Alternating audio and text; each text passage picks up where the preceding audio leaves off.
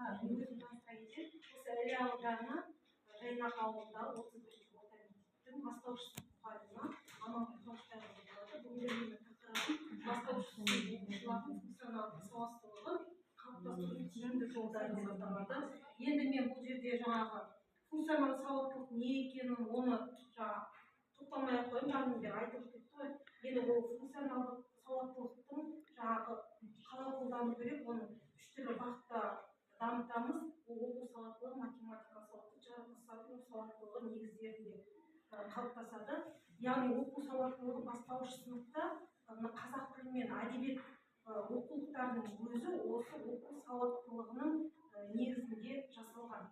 Айта кететін болсақ, олар кезең-кезеңмен жүргізіледі. Бастауыш сынып болғандықта бірінші сыныпта оқу сауаттылығы, оқушы мәтінді оқып, мазмұнын түсініп, сұрақтарға жауап беруді үйренеді. Екінші сыныпқа барған кездері мәтінді бөліктерге бөліп, оған жоспар құрып, одан кейіпкерге мінездеме береді.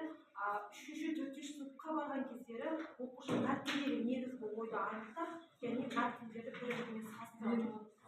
Ал неге қазақ тіл сабағында оны эссе жазу, өз ойын жазу деген сияқты жолдарының оқу сауаттылығы артады. Ал енді математика сауаттылығына келетін болса, бұл жерде жаңағы пәнаралық байланысты, бәрі бір-бірімен байланысты, есептік мазмұнды түсіну керек оқушы ең бірінші. Одан кейін жаңағы сондағы сұраққа жауап беру керек. Математика сауаттылығын арттыруда мұғалім ең бастысы сол жаңағы есептегі ережелерді түсіндіру керек, нақты түсінікті етіп, және оқушыларға шығарған есепті қайта қарап тексеруге үйрету керек баланы. Одан кейін жаңағы үй тапсырмасын бергенде барлық бала деңгейі бір емес қой, соны саралап беру керек үй тапсырмасын бергенде балаға. Енді одан кейін жаратылыстану сауаттылығы, оны білесіздер, жаратылыстану оқулығының бәрінде өзі арнайы тапсырмалары, модель құрастыру немесе тәжірибе жасау деген сол арқылы жүзеге асады. Енді жаңағы тиімді жолдары бастауышта функционалдық сауаттылықты арттырудың ол әдістермен жүреді, қолдану арқылы.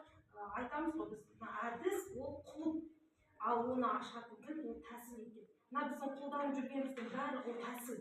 Ал әдістің өзі негізгі 4 түрі бар. Ол сөздік әдіс, практикалық әдіс, көрнекілік әдіс, сұрақ-жауап әдісі екен. Енді содан барып туындайды тәсілдердің бәрі. Енді функционалдық сауаттылықты тиімді арттыру бұл мұғалімнің шеберлігіне байланысты. Яғни мұғалім осы тәсілдерді, заманауи тәсілдер шебер қолдану арқылы оқушылардың білімін өмірмен байланыстырып үйрету. Яғни жаңағы мұғалім тек қана пәндік қана білім беру керек, оны өмірмен байланыстыруға жағдай жасай білу.